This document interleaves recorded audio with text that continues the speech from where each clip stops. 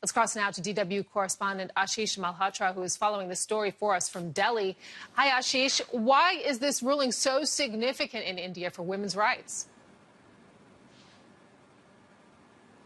Well, Sarah, I think one of the important things to understand is just how far behind India has been on this issue. This is a practice that's still been going on in India today, at this time, in this day and age, even though 22 Muslim countries around the world have banned this, including Bangladesh and Pakistan, neighboring countries. So it really is being seen as a really landmark moment, ending what has been viewed widely as a regressive practice.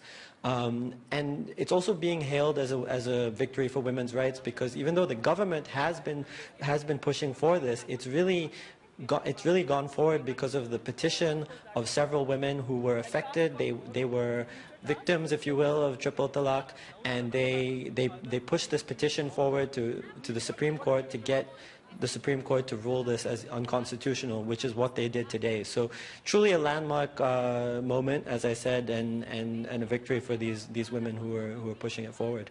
So how widespread is the impact likely to be? Just put it into some context for us. Is this a practice which is very often used, this triple talaq in India? Well, there are quite a few forms of triple talaq. To just be clear, what was banned today was the instantaneous form of triple talaq. So when a husband can just in one moment say the word talaq 3 times and end the marriage. So that's what was talked about today.